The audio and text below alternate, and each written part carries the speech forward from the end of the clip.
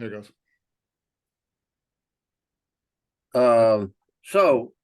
There was one study that Alan Lowe and Fernando Almeida did on both negative and positive effects after 7.5 years of wear. They got 70 patients back and looked at what happened, and 14% had no change.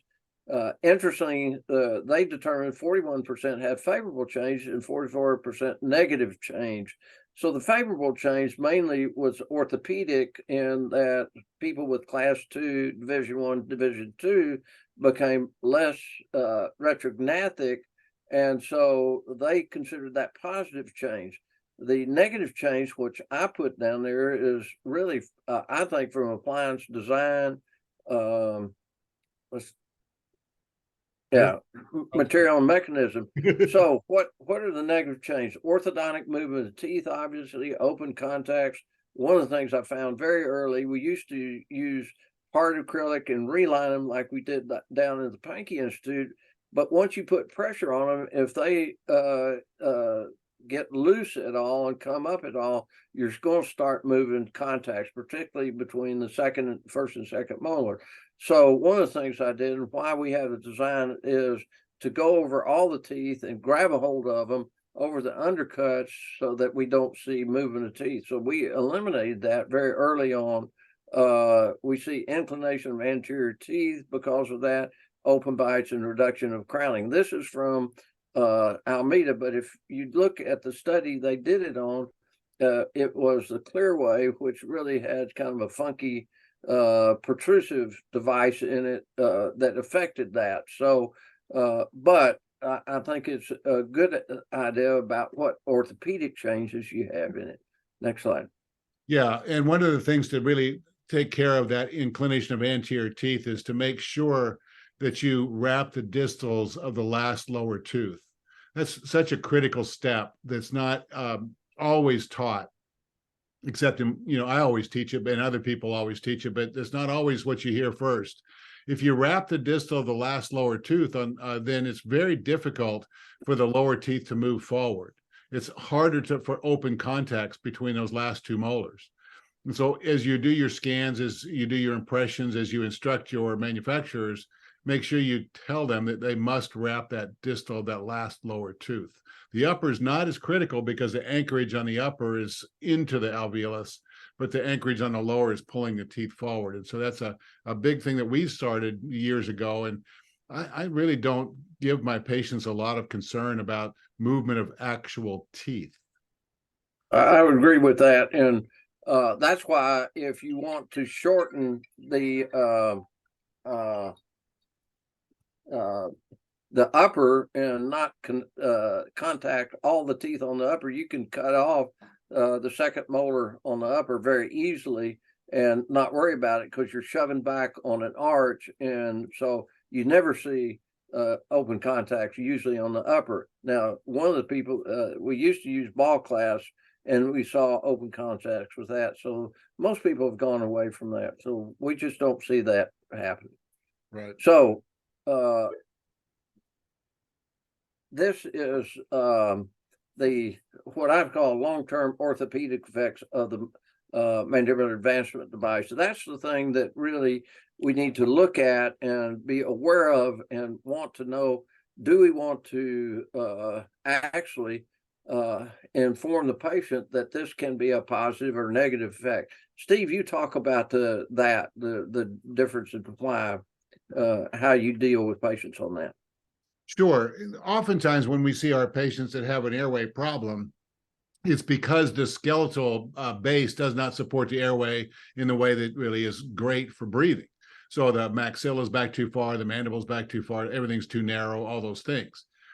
If we're sitting there with a middle-aged person, or especially a younger person, and we see that, then it's part of our differential to understand the skeletal base. It's part of our good being a good doctor to say, look, there's other choices out there.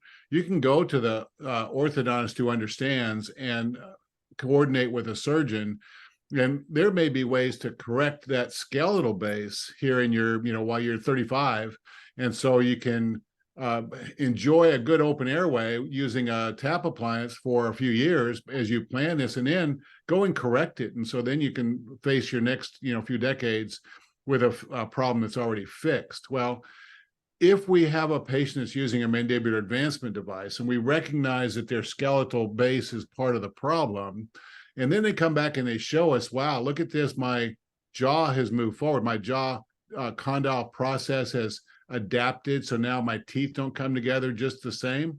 Well, I can remind them that, gosh, one of the ways that we talked about correcting this in the first time was to see the orthodontist and orthopedic surgeon, oral maxillofacial surgeon in this case, and get everything fixed. And so all that's happened, patient, is that this adaptive process that's caused your jaw to come to posture forward and your teeth not to fit the same, all it's done is really just directed you into that other choice that we discussed before.